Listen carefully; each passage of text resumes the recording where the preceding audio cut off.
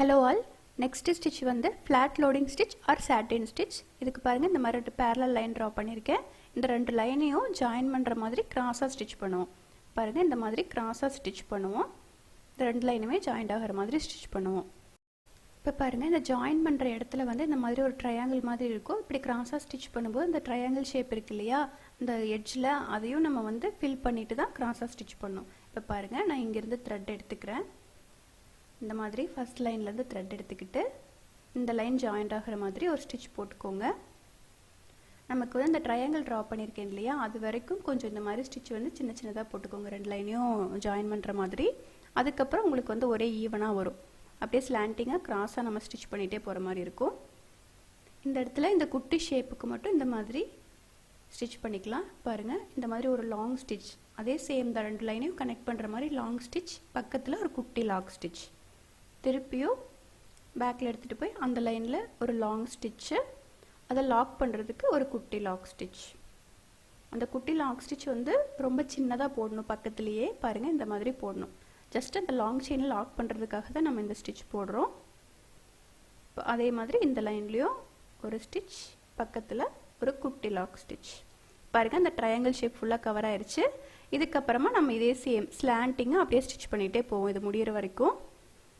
பாருங்க இதே same method தான் கண்டினியூ ஆகும். கிராஸா ஒரு லாங் ஸ்டிட்ச் இந்த சைடும் அந்த சைடும் லாக் பண்றதுக்கு குட்டி லாக் ஸ்டிட்ச். இதுல வந்து லாக் ஸ்டிட்ச் ரொம்ப சின்னதா போடணும் பெருசா போடக்கூடாது. அப்பதான் வந்து உங்களுக்கு கேப் இல்லாம வரும். பாருங்க இத ஒட்டி குட்டியா ஒரு லாக் ஸ்டிட்ச். திருப்பி இந்த லைன்ல நல்லா நெருக்கமா ஸ்டிட்ச் பண்ணிட்டு குட்டியா ஒரு லாக் ஸ்டிட்ச் போடணும். லாக் ஸ்டிட்ச் வந்து இந்த மாதிரி கீழ இறக்கி போட்ற கூடாது. அதே நேரு குட்டியா போடணும். அதே மாதிரி ஸ்டிச்சஸ்க்கு இடையில கேப் தெரியாம நல்லா நெருக்கமா போடணும். பாருங்க அடுத்த ஸ்டிட்ச் பக்கத்துல ஒரு குட்டி லாக். திரும்பியும் இந்த சைடு ஒரு ஸ்டிட்ச் பக்கத்துல குட்டி லாக் ஸ்டிட்ச். சேம் மெத்தட் தான். ஒரு பெரிய லாங் செயின் இந்த சைடும் அந்த சைடும் லாக் பண்றதுக்கு ஒரு குட்டி லாக் ஸ்டிட்ச் அவ்வளவுதான் இது. இந்த ஸ்டிட்ச் வந்து flat loading stitch or satin stitch அப்படினு சொல்லுவோம். இந்த ஸ்டிட்ச் வந்து neck line சுத்தி லோட் பண்ணுவோம் இல்லையா அதுக்கு யூஸ் பண்ணிக்கலாம். அதுக்கு அப்புறம் ஏதாவது ஒரு டிசைனுக்குள்ள ஃபில் பண்றதுக்கும் யூஸ் பண்ணிக்கலாம். நம்ம நார்மலா ஒரு சின்ன குட்டி டிசைன் ஃபில் பண்றது கூட இந்த ஸ்டிட்ச் யூஸ் பண்ணலாம். இப்போ வந்து ஸ்ட்ரைட் லைன்ல கம்ப்ளீட் பண்ணிட்டு எப்படி வந்து ஒரு டிசைன்ல இந்த ஸ்டிட்ச் அப்ளை பண்றது அப்படினு காட்றேன். பாருங்க இந்த மாதிரி ஒரு லாங் செயின் பக்கத்துல ஒரு குட்டி லாக். குட்டி லாக் வந்து ரொம்ப சின்னதா போடணும். அத வந்து மைண்ட்ல வச்சுக்கோங்க. குட்டி லாக் திருப்பி ஒரு லாங் செயின். அதே மாதிரி அந்த ஸ்லாண்டிங்கா போடுறீங்களே அது ஈவனா வரணும் கடைசி வரைக்கும். திருப்பி லாங் செயின் பக்கத்துல குட்டி லாக். இதே மாதிரி கண்டினியூஸா ஸ்டிட்ச் பண்ணிக்கலாம்.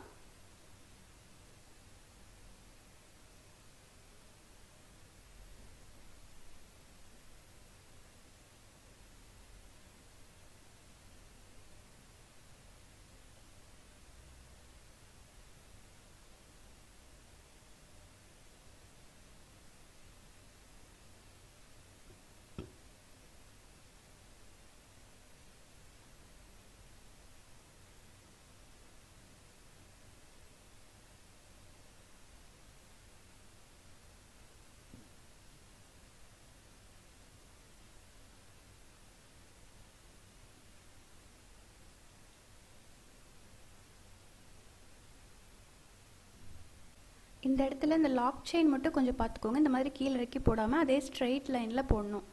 இந்த மிஸ்டேக் வந்துட கூடாது. அப்ப வந்து ஷேப் உங்களுக்கு கரெக்ட்டா வராது. சோ நம்ம இப்படி ஸ்டிட்ச் பண்ணிட்டு அதே டைரக்ஷன்ல பக்கத்துல ஒரு குட்டி லாக் ஸ்டிட்ச் போடணும். அதே மாதிரி மேலே வரைக்கும் ஸ்டிட்ச் பண்ணிட்டு அதே டைரக்ஷன்ல தான் குட்டி ஸ்டிட்ச் போடணும். இதே மாதிரி தான் கண்டினியூஸா ஸ்டிட்ச் பண்ணனும். நீங்க கொஞ்சம் லாக் ஸ்டிட்ச் வந்து கொஞ்சம் கீழ இறக்கி போட்டீங்க அப்படினா கேப் விழுந்துரும். உங்களுக்கு கரெக்ட்டா ஃபினிஷிங் வராது. பாருங்க இந்த இது ஃபுல்லாமே கம்ப்ளீட் ஆக வரைக்கும் இதே மாதிரி ஸ்டிட்ச் பண்ணிக்கலாம்.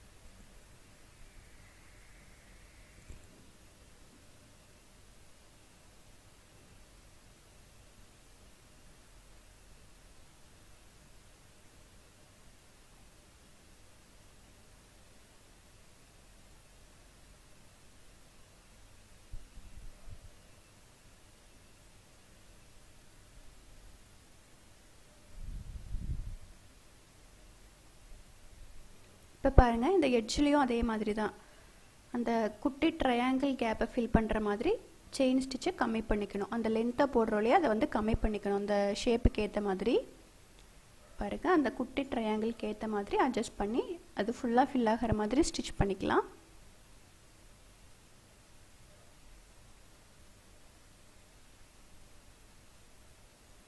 இப்போ பாருங்கள், அந்த குட்டி ட்ரையாங்கிளும் ஃபில் ஆயிடுச்சு. ஓகே, இந்த மாதிரி ஃபில் பண்ணிவிட்டு இப்போ இந்த சைடில் பார்த்தீங்கன்னா கொஞ்சம் கேப் தெரியும். நம்ம வந்து கொஞ்சம் இழுத்து போட்டோம் இல்லையா, அதனால கொஞ்சம் த்ரெட் வந்து விலகி இருக்கிற மாதிரி இருக்கும். ஸோ இந்த மாதிரி போட்டுட்டு நெக்ஸ்ட்டு வந்து அந்த சைடில் ஃபுல்லாக ஒட்டியே வந்து நம்ம ஒரு லைன் செயின் ஸ்டிச் போட்டுக்கலாம். பாருங்கள், இதை அப்படியே கண்டினியூஸாக எடுத்துகிட்டு அந்த குட்டி குட்டி கேப் தெரியுது இல்லையா, அதை மறைக்கிற மாதிரி ஒரு செயின் ஸ்டிச் போட்டுக்கலாம். இந்த மாதிரி குட்டி குட்டி செயினாக போட்டு ஃபில் பண்ணும்போது உங்களுக்கு ஃபினிஷிங் நீட்டாக இருக்கும். அந்த குட்டி குட்டி ஹோல்ஸும் மறைஞ்சிடும். இதை சுற்றி இந்த மாதிரி செயின் ஸ்டிச் போட்டுக்கலாம். செயின் ஸ்டிச் வந்து ரொம்ப குட்டி குட்டியாக போடுங்க, அப்போ உங்களுக்கு நீட்டாக இருக்கும். இப்போ பாருங்கள், செயின் ஸ்டிச் போட்டு கம்ப்ளீட் பண்ணியாச்சு. இந்த ஸ்டிச் வந்து நெக்லைன் சுற்றி லோட் பண்ணுறதுக்கு யூஸ் பண்ணிக்கலாம். அதுக்கப்புறம் ஏதாவது ஒரு லீஃப் அந்த மாதிரி ஷேப்புக்கு யூஸ் பண்ணிக்கலாம். இப்போ எப்படி வந்து நம்ம இந்த மாதிரி ஒரு டிசைனுக்குள்ளே இந்த ஸ்டிச் அப்ளை பண்ணுறதுன்னு காட்டுறேன். அதே சேம் மெத்தட் தான். நம்ம வந்து லீஃபில் வந்து இந்த சைடும் அந்த சைடும் ஜாயின் பண்ணுற மாதிரி ஸ்டிச் பண்ணிக்கணும். பாருங்கள், இங்கேருந்து த்ரெட்டை நம்ம மேலே எடுத்துக்கலாம். இந்த மாதிரி த்ரெட்டை மேலே எடுத்துட்டு இப்படி ஸ்ட்ரைட்டாக ஒரு ஸ்டிச் போட்டுக்கலாம். லென்த்தாக திரும்ப பக்கத்தில் ஒரு குட்டி லாங் ஸ்டிச் போட்டுட்டு அதே மாதிரி இந்த லைன் ஜாயின் பண்ணுற மாதிரி ஒரு ஸ்டிச் போட்டுக்கோங்க. அதே சேம் மெத்தட் தான், பட் இதோட ஷேப்புக்கு ஏற்ற மாதிரி ஸ்டிச் பண்ணுறோம். இந்த லீஃப்க்கு ஏற்ற மாதிரி இந்த ஸ்டிச்சை வந்து அட்ஜஸ்ட் பண்ணிக்கிறோம். பட் வந்து ஸ்டிச் பண்ணுற மெத்தடு சேம் தான். இந்த மாதிரி லாங் செயின், குட்டி லாக் செயின் ரெண்டு பக்கமே பாருங்கள். இங்கேருந்து ஸ்ட்ரைட்டாக ஒரு லாங் செயின் போட்டுட்டு அதை லாக் பண்ணுறதுக்கு குட்டி லாக், திரும்பியும் இந்த சைடு எடுத்துகிட்டு வந்து லாங்காக ஒரு செயின் போட்டுட்டு அதை லாக் பண்ணுறதுக்கு ஒரு குட்டி லாக். இந்த ஸ்டிச் வந்து இந்த அளவுக்கு ஒரு மீடியமான சைஸ் வரைக்கும் ஃபில் பண்ணிக்கலாம். ரொம்ப பெரிய டிசைன்கெல்லாம் இந்த மாதிரி ரொம்ப லாங்காக போட்டுறாதீங்க. ஏன்னா அதுக்கப்புறம் ஃப்ரேம்லேருந்து நம்ம கிளாத்தை எடுக்கும்போது ரொம்ப பெரிய லாங் செயினாக போட்டோம்னாலும் உங்களுக்கு த்ரெட்டு வந்து தூக்கிட்டு வந்த மாதிரி இருக்கும். ஸோ இந்த மாதிரி லீஃபு, அதுக்கப்புறம் குட்டி குட்டி ஃப்ளவர்ஸோட பெட்டல்ஸ், அதுக்கெல்லாம் இந்த ஸ்டிச் யூஸ் பண்ணிக்கலாம். ரொம்ப பெரிய டிசைன் அப்படின்னா நம்ம வந்து நார்மல் ஃபில்லிங் ஸ்டிச் பார்த்துருப்போம் இல்லையா, அப்படியே சுற்றி சுற்றி ஃபில் பண்ணுவோம். அப்படி இல்லைனாலும் இதே மாதிரி கிராஸாக குட்டி குட்டி ஸ்மால் செயினாக போட்டு ஃபில் பண்ணுவோம். நம்ம அதை வந்து ஃபில்லிங் ஸ்டிச்சில் ஏற்கனவே பார்த்துருப்போம், அந்த மாதிரி ஃபில் பண்ணிக்கலாம். நெக்ஸ்ட்டு வந்து இந்த மாதிரி ஒரு குட்டி லீஃப் இல்லை குட்டி பெட்டல்ஸ் அந்த மாதிரி போடணுன்னா நம்ம வந்து satin stitch or flat loading stitch use பண்ணி ஃபில் பண்ணிக்கலாம். அந்த ஸ்டிச்சை விட இது கொஞ்சம் ஈஸியாக இருக்கும். ஏன்னா ஸ்ட்ரெயிட் லைனில் ஒரே லைனில் வந்து ஃபில் பண்ணிடுறோம்ல, அதனால் இது கொஞ்சம் சீக்கிரமாக போட்டுடலாம். கொஞ்சம் ஃபினிஷிங்கும் நீட்டாக வரும். பாருங்கள், சேம் மெத்தட் தான். இப்போ அந்த ஷேப் வந்து கொஞ்சம் கம்மியாகுது இல்லையா, அதுக்கேற்ற மாதிரி நம்ம அந்த செயினோட லென்த்தை கம்மி பண்ணிக்கிறோம். அவ்வளோதான். நம்ம என்ன ஷேப்புக்கு வேணாலும் இதை போட்டுக்கலாம்.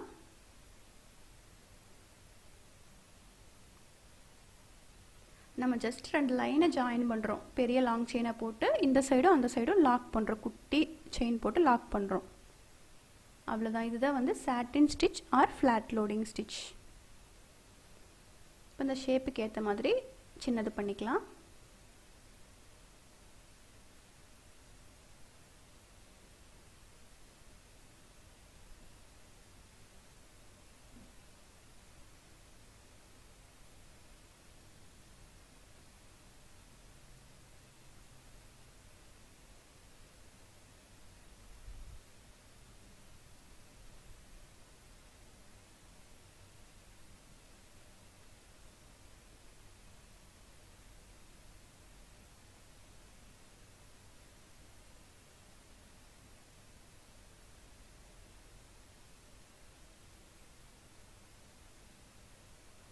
இப்போ பாருங்கள், அந்த ஷேப் வந்து ஃபுல்லாமே கவர் ஆயிடுச்சு.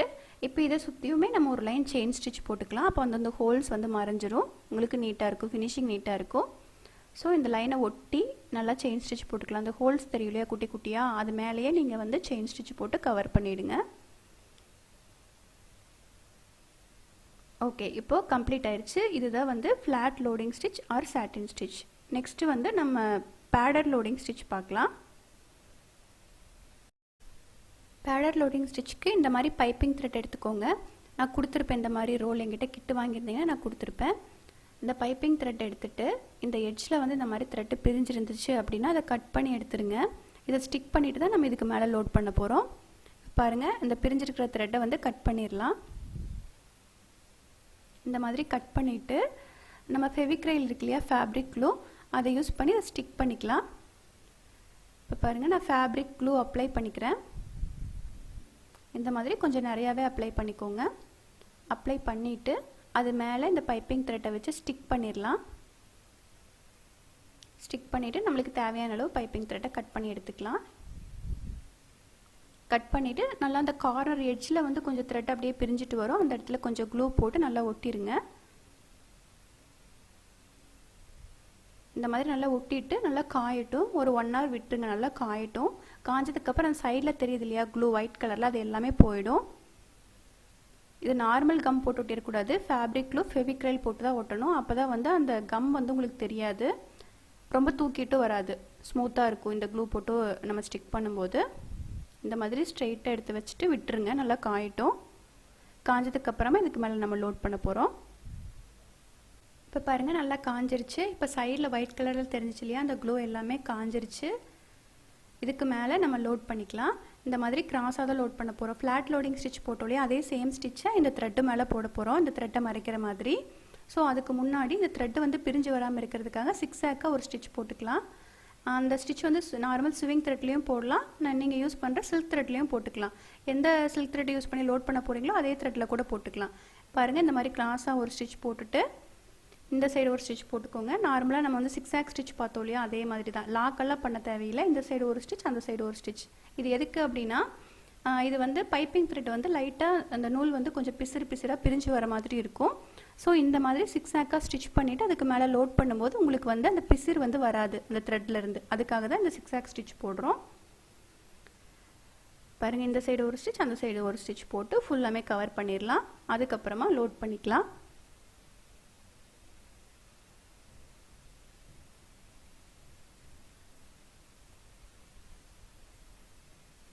இந்த சிக்ஸாக் ஸ்டிச் வந்து நல்லா அந்த பைப்பிங் த்ரெட்டை ஒட்டி போடுங்க. பாருங்கள், இந்த த்ரெட்டை ஒட்டி ஸ்டிச் பண்ணும்.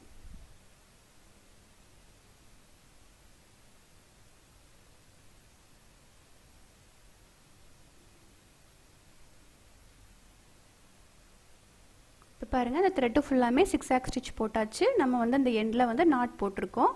இப்போ இதுக்கு மேலேயே நம்ம லோட் பண்ணிக்கலாம். இந்த மாதிரி கிராஸாக லோட் பண்ணுவோம். நம்ம நார்மலாக ஃப்ளாட் லோடிங் பார்த்தோம் இல்லையா, அதே சேம் மெத்தட் தான் இந்த த்ரெட்டு மேலே லோட் பண்ணுறோம். பாருங்கள், சைட்லேருந்து த்ரெட் எடுத்துக்கலாம். த்ரெட் எடுத்துகிட்டு நம்ம அதுக்கு பண்ணோம் இல்லையா, அந்த குட்டி ட்ரையாங்கிள் ஷேப்பை ஃபில் பண்ணோம் இல்லையா, அது மாதிரி தான். இந்த மாதிரி த்ரெட் எடுத்துகிட்டு பக்கத்தில் ஒரு ஸ்டிச் போட்டுக்கோங்க.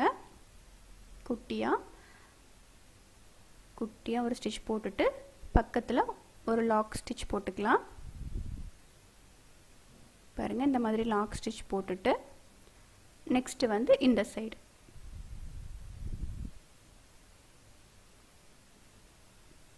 நல்லா அந்த த்ரெட்டை ஒட்டியே போடணும். இந்த சைடு ஒரு ஸ்டிச் போட்டு அதே மாதிரி லாக் ஸ்டிச் போட்டுக்கலாம்.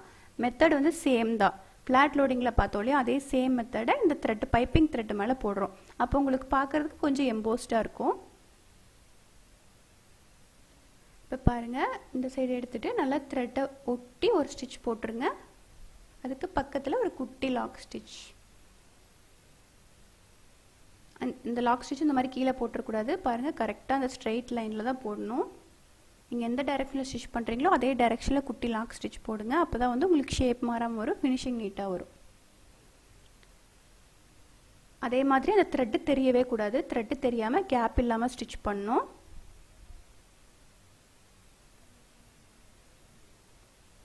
ஸ்டிச் பண்ணிவிட்டு இந்த சைடு ஒரு ஸ்டிச் போட்டு லாக் பண்ணிக்கலாம்.